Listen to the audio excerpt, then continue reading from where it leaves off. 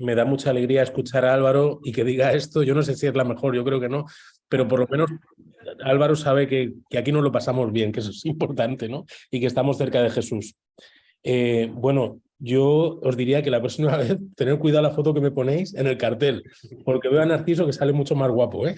Aquí en la diócesis hacen... No, es una broma. Bueno, pues me da mucha alegría tener este ratito con vosotros. También pido excusas y doy las gracias porque justamente de lo que venimos a hablar esta mañana, ¿no? Falleció un feligres de la parroquia que estaba en la tarea de Cáritas a tope y bueno, pues ya sabéis que para un cura párroco es muy significativo estar presente cuando despides a un feligres, ¿no? Es muy significativo. Entonces os pido perdón y a la vez os doy gracias por buscar esta forma de conexión que no es la mejor. Ojalá ya no estuviera más esto así, ¿verdad? Nos trae recuerdos un poco extraños, pero os doy gracias porque lo podemos hacer así, por lo menos no perdemos la oportunidad del encuentro. Bueno, yo creo que todos los que estamos aquí tenemos verdaderos deseos de servir a la liturgia, de servir a la Iglesia. Tenemos verdaderos deseos y muchas veces encontramos dificultades. Y una de las dificultades más grandes que tenemos es la de entender que la música es parte integrante de la liturgia. Eso es una de las cosas que, ya no solo para las exequias, ¿no? Sino para cualquier celebración. Muchas veces se nos olvida que en el carácter simbólico de todas las realidades la música tiene un papel protagonista y reconociéndola como parte integrante descubrimos la presencia de Dios a través de la música, a través del canto litúrgico. Yo no soy para nada experto en el tema de la música, más en el área litúrgica, por eso, bueno, aún siendo un poco aficionado, pues descubro ese papel que todos los que estáis aquí, me imagino que de alguna forma u otra, pues tocáis, ¿no? Como en el ministerio del coro, animador del canto, a lo mejor también sirviendo, tocando algún instrumento. Es una realidad muy compleja, ¿eh? Es una realidad que tiene complejidad y sobre todo en la situación actual, el modo de vivir estas celebraciones en etapa post-pandemia hace que haya sufrido un gran deterioro. Incluso hemos perdido muchas realidades que estaban adquiridas. Al tener el tiempo de pandemia para nosotros se vuelve más difícil. Yo quisiera tener como punto de partida un recorrido más o menos sintético, nuclear, de las celebraciones de las exequias desde los documentos que tenemos en nuestra mano. Para eso os pongo en pantalla, dentro de esta introducción, los documentos más significativos. En primer lugar, tendríamos el capítulo 6 de Sacrosanctum Concilium. Después, la aplicación de este capitulito sería una instrucción de Pablo VI del año 1967 que se llama Musicam Sacram. Entre lo que creo que es importante también destacar cómo nuestra conferencia episcopal desarrolló un directorio litúrgico pastoral, que es este libro que tenéis debajo de la instrucción Musicam Sacram. Es muy interesante, ¿eh? Ya os digo que tanto el capítulo 6 de Sacrosanctum Concilium como la instrucción Musicam Sacram del 67, como este directorio. Vamos a intentar también hablar y tocar aspectos que tengan que ver con la música del ritual. El que tenéis arriba es el que teníamos hasta ahora, ¿verdad? Estamos esperando uno nuevo, una nueva edición. Y después tenéis también un extracto, que es el que tenéis abajo a la derecha, con ese crismón. Bueno, pues a la hora de hablar de las exequias, de las celebraciones, el canto en las exequias, tengo que hacerlo teniendo como paradigma la Eucaristía, ¿vale? Me gustaría que tuviésemos, claro, porque lo hacemos también con otras celebraciones, siempre partir de la Eucaristía. Sabemos que después lo que llamamos los responsos pues pueden tener como otro itinerario en todo lo que significa el canto. También digo que en esta pequeña introducción hay que decir algo del canto litúrgico. Además de ser un momento de alabanza y santificación del pueblo de Dios, también se convierte en un verdadero momento evangelizador. O sea que, aunque no lo vamos a tocar, ese aspecto para nada, fijaos, el canto en la celebración litúrgica tiene también un carácter evangelizador y me atrevo a decir consolador. Acabo de terminar la celebración de unas exequias, el cantar El Señor es mi pastor, por ejemplo, en el momento del Salmo, ¿no? Lleva a crear en nuestro corazón un talante, un estilo, ¿no? De saberse consolados por ese buen pastor que es Cristo Jesús. Porque el canto pues refuerza lo que nosotros diríamos en una frasecita rezada, ¿no? A la hora de hablar de estos documentos, vamos a ir haciendo ese itinerario, ¿qué dicen los documentos y el ritual? Me atrevo a tomar el número 112, que dice que la tradición musical de la Iglesia Universal constituye un tesoro de valor inestimable y sobresale entre las demás expresiones artísticas, principalmente porque el canto sagrado, unido a las palabras, constituye una parte necesaria o integral de la liturgia solemne. O sea que la tradición de la Iglesia ha sabido reconocer en la música, en el canto litúrgico, un verdadero tesoro. Ahora, ya empiezan a sonar aspectos que van a estar todo el rato en nuestro hablar. Constituye una parte necesaria o integral de la liturgia. Bueno, pues yo creo que esto da para entender que entonces el canto, permitidme que os diga, no es un pegote. El canto no es un accesorio, no es un adjetivo. El canto se convierte en un lugar de encuentro. Tiene un valor cuasi sacramental, podríamos decir. Por lo tanto, incluso cuando suena solo la música, está Cristo en esa música que suena. Está Cristo en el canto. Está Cristo incluso en el silencio, porque la música también son silencios. Por lo tanto, parte necesaria o integral. Esto va a llevar después unas consecuencias que veremos en Musicam Sacram, también muy interesantes. Sigue diciendo el texto. El rito de las exequias, dice el número 81 de Sacrosanctum Concilium, debe expresar más claramente el sentido pascual. Creo que si hemos hablado de parte integrante, hay otro término que es celebrar la Pascua, que es muy importante, ¿no? Pues en un entierro celebramos la Pascua, siempre, siempre. Me acuerdo que en los últimos encuentros que tuvimos hablando sobre esto, decíamos, bueno, ocupa un papel protagonista el difunto, ocupa un papel principal también la asamblea, pero el papel central es el de Cristo también en la celebración exequial y celebrar la Pascua de Cristo Jesús. Entonces, para que vivamos la Pascua, la música, el canto, esa expresión totalmente coherente para poder hacer palpable en un clima pues festivo, gozoso, esa Pascua que se celebra en el difunto. Fijaos, para ir entrando en esta práctica, ¿no? En nuestros entierros muchas veces no se canta el aleluya. Es un error. El aleluya antes del Evangelio debe resonar, a no ser que estemos en el tiempo cuaresmal, lógicamente. No, pero es que como estamos en un entierro, no cantamos, es decir, se van sacando una serie de conclusiones que no aparecen en ningún lugar y al no cantar el aleluya, como que marcamos un carácter o damos una hermenéutica o una lectura que no corresponde a lo que estamos celebrando. No puede haber otro canto que no sea más pascual que el aleluya, ¿verdad? Bueno, por lo tanto, este número 81 quiere hacernos notar que la música tiene un fuerte carácter, o expresa mejor, el carácter pascual de la muerte cristiana, que es el paso de la muerte a la vida, incorporarse a Cristo Jesús resucitado. Una cosita que yo creo que es importante, por eso yo os decía esto del paradigma de la Eucaristía o incluso del cantar la misa. Acordaos que muchas veces decimos cantar en la misa. No, en la misa no se canta. Lo que se hace es cantar la misa. Bueno, pues hay un documento que nos puede servir tanto para las celebraciones exequiales como para cualquier celebración eucarística, que dice así, ya estamos en Musicam Sacram 67, dice, para la misa cantada y por razones de utilidad pastoral, se proponen varios grados de participación, a fin de que resulte más fácil, conforme a las posibilidades de cada asamblea, mejorar la celebración de la misa por medio del canto. Es decir, cuando estamos en misa, dice Musicam Sacram, hay 3 grados, como 3 listitas que vamos a confeccionar, sabiendo que no podemos pasar al segundo grado si no cumplimos plenamente el primero. Ya sé que esto puede sonar muy novedoso, pero fijaos, estamos hablando del 67, ¿eh? Y todo tiene su razón de ser.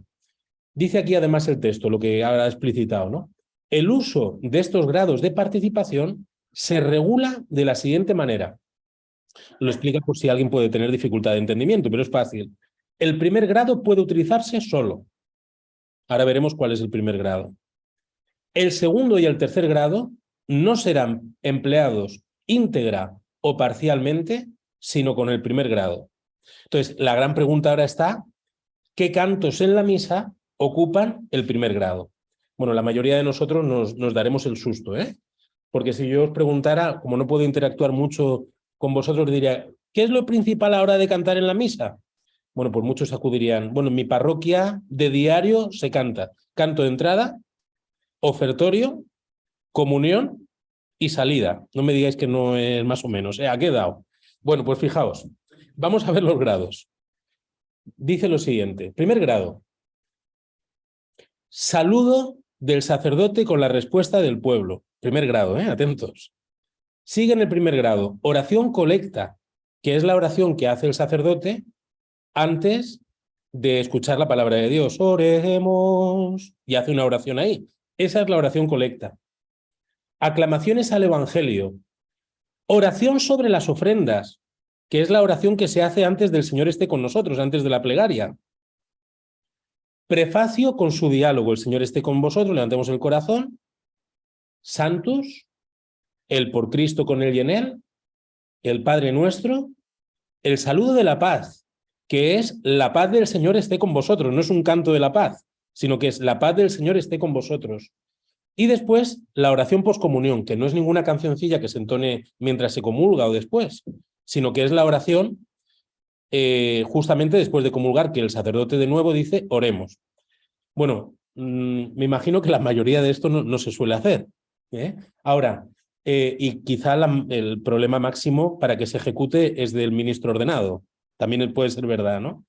Por eso es importante, hace poquito sacó la Conferencia Episcopal una publicación como un extracto de las partes cantables de la misa que están dentro del misal para que se puedan ensayar e incluso que los organistas puedan tener los acompañamientos, ¿verdad? ¿Por qué se canta esto? Bueno, pues porque son los saludos, porque son las oraciones que se dirigen a Dios, porque es el momento en que se interactúa el que preside en nombre de Jesús con la asamblea, que también es presencia de Jesús. Y fijaos, entonces es cantar la misa. Yo os digo solo un ejemplo, ¿no? Cuando vamos a un musical, esto los musicales lo hacen muy bien. Yo tuve la oportunidad, creo que Álvaro lo conoce, de hacer como un musical, Andar por casa, sobre la vida de un beato que murió en la Guerra Civil. Y este beato, Francisco Castelló Aleu, le escribió cartas a su novia antes de morir y a su director espiritual. A ver, yo tenía claro que escribiendo esas cartas, si era un musical, yo tenía que poner música a ese hombre escribiendo las cartas, porque era la parte como más importante. Si en un musical tenemos claro que lo hablado lo convertimos en cantado porque es clímax de ese musical que vamos a ver, ¿cómo en una misa no cantamos las oraciones que le dirigimos a Dios? Es lo principal para cantar, las oraciones que le dirigimos a Dios, los saludos entre la asamblea, muchas veces en la parroquia, ¿no? Ay, es que el cura anterior nos saludaba diciendo muy buenas a todos, chicos. O, ¿sabéis lo que quiero decir? El saludo no es el del sacerdote, sino que es el de Cristo. Por eso el sacerdote tiene que decir la paz del Señor esté con vosotros. ¿Qué forma más alta de poder decirlo que cantándolo y escuchando a la asamblea que responde? Es como el musicalizar, imaginaos ese encuentro pascual, según nos narra San Juan, de los discípulos con las puertas cerradas. Yo también pondría esa escena cantada y seguramente utilizaría esa música para vincularla a la Eucaristía, fijaos. Bueno, pues esa es el primer grado. Segundo grado, lo dibujamos también. Kyrie, que es el Señor, ten piedad. Gloria, credo, oración de los fieles, Cordero de Dios, y pasaríamos al tercer grado.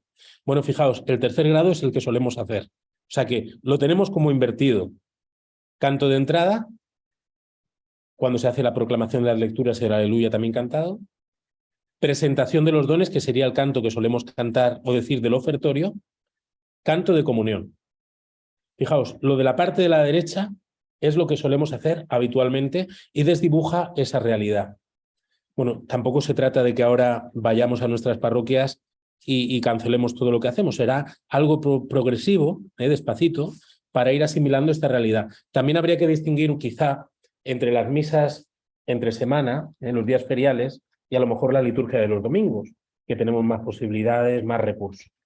Bueno, me parece interesante este esquema, ya digo, no solo para las exequias, sino para cualquier tipo de celebración, utilizando ese paradigma de la Eucaristía. Damos un pasito más. Y ahora, siguiendo con Musicam Sacra, vemos cómo pone siempre en la Eucaristía o en el resto de sacramentos el canto como un lugar especial y singular. Dirá así: siempre que los ritos suponen una celebración común, se deberá preferir esto a una celebración individual. Siempre es preferible la celebración. Son unos pasos muy más bonitos que llevó la Sacrosanctum Concilium. Preferir y optar siempre por las celebraciones en comunidad, incluso las celebraciones penitenciales con confesión, con absolución individual, por supuesto. Dice el segundo parrafito aquí: de este principio se deduce lógicamente que se debe dar gran importancia al canto, ya que pone especialmente de relieve el aspecto eclesial de la celebración. Muchas veces hay feligreses que dicen: me gustaría más que en la misa no se cantara durante la comunión. Y es que el misal pone que hay que cantar. ¿Qué podemos hacer juntos durante el momento de comulgar? Bueno, pues es algo pobre. Pero aunque uno diga, no, yo prefiero mi intimidad, ¿no? Habrá momento para ello también. Pero el misal asigna un canto de comunión para que juntos tengamos un gesto, un símbolo, ¿no?, que manifieste también la comunión eucarística en cada una de nuestras personas siendo iglesia, ¿verdad? Bueno, pues siempre se prefiere el canto. Dirá a continuación que, por tanto, en la medida de lo posible, se celebrarán con canto los sacramentos, ya que tienen una particular importancia en la vida de la comunidad. Además, esta festividad de los ritos permite una mayor eficacia pastoral. Bueno, pues por lo tanto se pide que haya una preparación de melodías apropiadas, que las autoridades competentes, en este caso, pues las diócesis, las comisiones, ¿no?, como puede ser de liturgia, de música o de la conferencia episcopal, faciliten esas directrices con cantos que posibiliten la participación de la asamblea. Es una de las cosas importantes que tenemos que tomar, pues siempre cartas en el asunto. El sonido de los instrumentos, dice aquí, no está autorizado durante el tiempo de Adviento y Cuaresma, durante el triduo sacro y en los oficios o misas de difuntos. Por lo tanto, el aspecto musical, sobre todo instrumental, hemos de cuidarlo mucho, para que, igual que hacemos en Adviento o en Cuaresma, no cancelen la solemnidad de la Navidad, de la Pascua o del sentido gozoso de la resurrección. El directorio para la música y el canto dirá: es importante, por lo tanto, y tal como nos dice el directorio, a la hora de planificar la música y canto para los sacramentos, tener en cuenta la liturgia de la palabra. Bueno, en esto quiero ser sencillo también, ¿no? Sería como poner una balanza y como decir, bueno, en un único acto de culto tenemos dos momentos: liturgia de la palabra y liturgia eucarística. En la liturgia de la palabra deberíamos equilibrar para que tuviera también algún protagonismo la música. Momentos.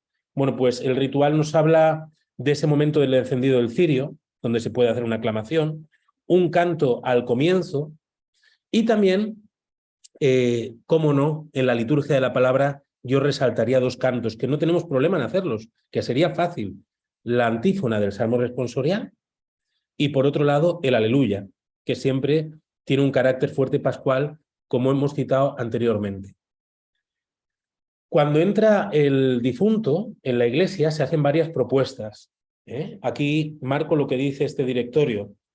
Podría ser el Salmo 113, que tiene ese carácter, tal como dice el Salmo, de la introducción del difunto, tránsito de Israel a la tierra prometida, o el Salmo 121, si no pudiera ser el canto tradicional del Requiem, qué alegría cuando me dijeron. Fijaos que son de los cantos sencillos que conocemos, sobre todo este qué alegría cuando me dijeron, que podría tomarse opción a la hora de cantar y que la asamblea participara activamente. Y como os decía, la iluminación del cirio pascual con la antífona "El Señor es mi luz y mi salvación" o luz gozosa. En el momento de la liturgia eucarística, pues yo destacaría, como es habitual, ¿no?, el santo, el por Cristo, con él y en él. Quizás son los momentos con más intensidad para cantar. Y aquí desarrolla ya el ritual, en el número 10, algo muy particular de las exequias. Dice aquí: en el momento que representa el adiós de la comunidad, en el momento de la aspersión, es recuerdo del bautismo, se canta "venid en su ayuda". Yo he tenido oportunidad hace un ratito en la celebración de exequias de entonar el "venid en su ayuda". Hay varias musicalizaciones. Una de ellas permite que, al estilo de estribillo, canten el "recibid su alma", y por otro lado un solista, un salmista, "venid en su ayuda", ¿no? Entonces, ahí lo que hay que acudir a los distintos repertorios. En ese librito que tenéis a la derecha con número 10 se incluyen ciertas partituras que pueden ayudarnos a resolver si no tenemos los repertorios suficientes, ¿no? Al sacar el cuerpo del difunto hasta la puerta, se suele cantar la antífona «Al paraíso te lleven los ángeles».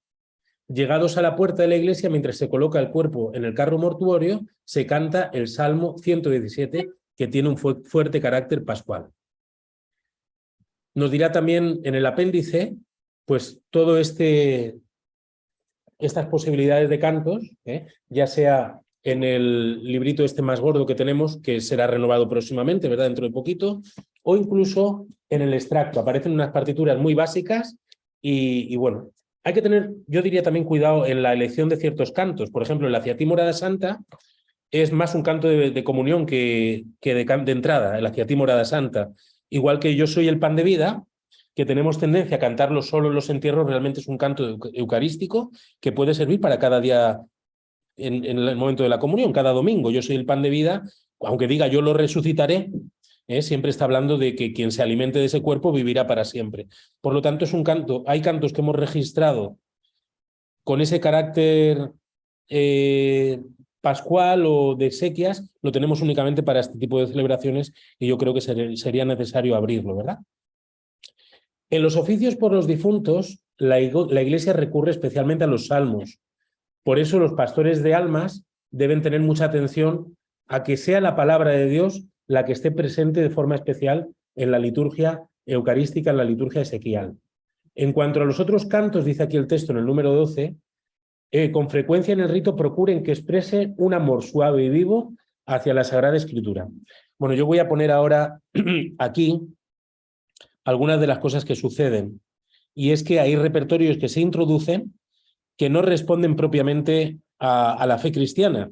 Y con todo esto hemos de tener cuidado. Es muy parecido a lo que suele suceder en el ritual del matrimonio. Son dos realidades que tienen pues esa circunstancia que lleva a perder el ámbito de la fe o a utilizar realidades de música y del canto que no tienen que ver con la fe cristiana. Fijaos, esto le he llamado yo análisis de la realidad. Normalmente tenemos varias posibilidades, pues ni tenemos ni músicos ni coro, que es lo que suele suceder cuando vamos sobre todo a los sanatorios, o vienen músicos y coros de fuera, que también es la segunda parte, porque no estamos formados en ese aspecto, y la tercera, que sería la ideal, que fueran músicos y o coro de la comunidad. Buceando un poco en internet, aquí os lo señalo, he encontrado incluso ofertas para los funerales, ¿no? Hay personas que mandan a través de internet considerándose especializados en música de funerales y despedidas, ya sea en los sanatorios, ya sea en las parroquias, en cualquier iglesia, sabiendo que se desplazan, fijaos, por toda España. Esto es una maravilla, por toda España. Teniendo un repertorio que ellos llaman elegante, apropiado, que para nosotros no lo sería. Y os voy a poner un poquitín, aunque dicen aquí que tienen amplia variedad, cuáles serían los repertorios que tienen, ¿no? Fijaos, tienen algo de repertorio litúrgico, el alfarero, algunas cosas así, pero por otro lado tienen el My Way, el Per Amore de Andrea Bocelli, bueno, Margarita, Soy Perdóname. Fijaos, todo el repertorio que aparece aquí, que parece anecdótico, pero es cierto. Todo esto se ofrece. Yo me acuerdo que una vez incluso, yo siendo seminarista, vi como el sacerdote terminaba la predicación hablando de que el feligrés que estábamos despidiendo era del Madrid y en un cuarteto de violines empezaron a tocar el himno, o sea, del Real Madrid. O sea, que son cositas que, bueno, algunas parecen anecdóticas, pero otras van... Y claro, todo esto va conquistando poco a poco un estilo, un talante, que por un lado el has celebrando y no es para nada cuidado, pero también lleva la duda del ámbito de la fe. Puede llevar todo el tema de la fe, que aunque pueda haber gente muy sencilla, que no sea habitual en la celebración, queda un momento fuerte de evangelización que puede quedar totalmente perdido por esta realidad. Cuando tenemos las exequias fuera, sobre todo en los sanatorios, encontramos una segunda realidad, también que es muy difícil, ¿no? Porque encontramos un vacío. Para eso es muy importante, y ahora lo voy a poner como sugerencia, que vaya un pequeño grupito de la parroquia, ya sea el grupito de visitadores, que hay muchas parroquias de pastoral de la salud, o un grupito que puede ser el de la pastoral litúrgica, sobre todo porque muchas veces ya no sea solo en el canto, sino en el ámbito de la proclamación de la palabra de Dios encontramos grandes dificultades, ¿verdad? Y como sugerencias, voy a poner una serie de sugerencias que yo creo que nos pueden venir bien. Muchas de ellas las podremos llevar a cabo en nuestras propias parroquias, o muchas pueden servir como un planteamiento para los secretariados y las delegaciones, ¿verdad? Las ponemos de forma sencilla. En primer lugar, creo que es importante revisar y fomentar la formación de los seminarios, de las corales y de los músicos. Tenemos que intentar de todas las formas posibles favorecer que haya una verdadera formación. En segundo lugar, creo que también es muy importante tener dispuesto un grupito reducido que, acompañando al ministro ordenado a los funerales y siendo presencia de la comunidad, ejerzan el ministerio del coro. Esto es fácil que lo podamos tener, ¿verdad? Un grupito reducido que puedan hacer o actuar todos los ejercicios, todos los ministerios que son posibles ejercitarlos. Tercer lugar, ofrecer repertorio para cada realidad. Esto es muy importante. Estos músicos, los que he citado antes de las web, son músicos de verdad. Si nosotros tuviésemos un repertorio, un material que ofrecerles, irían directamente con ese material. Mira, esto es lo que tienes que tocar. Quizá les quitaríamos un problema a ellos mismos. También creo que es importante no cantar siempre lo mismo y no suprimir el canto por prisa. Sucede mucho en los responsos, en las celebraciones exequiales, que hay mucha prisa, ¿no? Por parte de los tanatorios que dan unos horarios o incluso por mucha actividad que pueda tener el ministro celebrante. No tener prisa en este aspecto y no suprimir el canto por prisa. Creo que también es muy importante, como os decía antes, ese equipito que puede ser la representación de la asamblea o el ejercicio de los distintos ministerios se vea reflejado por el equipo de la pastoral de la salud. Puede haber una vinculación muy bonita en las parroquias por esta parte del equipo de liturgia con el equipo de la pastoral de la salud, la de los enfermos. Lo he citado casi al principio, en la introducción. Es muy importante descubrir el carácter evangelizador, consolador del canto. Habría que acudir nada más a San Agustín y a su conversión. Cómo San Agustín, acudiendo a una celebración, queda totalmente tocado por el carácter evangelizador de la liturgia, del ars celebrandi. Dice el número 7, procurar una celebración posterior, porque puede ser que en muchos momentos esa celebración no dé respuesta en todos los recursos que requiere. Lógicamente, cuando un sacerdote va a celebrar un responso o una celebración exequial en un tanatorio, encuentra ciertos aspectos que no le permiten pues, un desarrollo tranquilo, pleno de todo lo que acabamos de decir. Quizá también sería bonito que cultiváramos, cuidáramos la celebración que posteriormente se puede tener en la parroquia. Una celebración de aniversario, una celebración por el difunto, donde allí la música sí que pueda tener su rango, su categoría. Por otro lado, sí que os invitaría a que tuviésemos cuidado cuando vemos las celebraciones que se realizan en los medios. Muchas veces no son ejemplares y no son para copiarlas. Voy a poner un ejemplo sencillo. Las celebraciones del Papa no son ejemplares para nosotros. Cuando digo no son ejemplares no quiero decir que no estén bien hechas, pero son de otra liturgia, de otra familia litúrgica, por decirlo así. El Papa tiene su liturgia papal.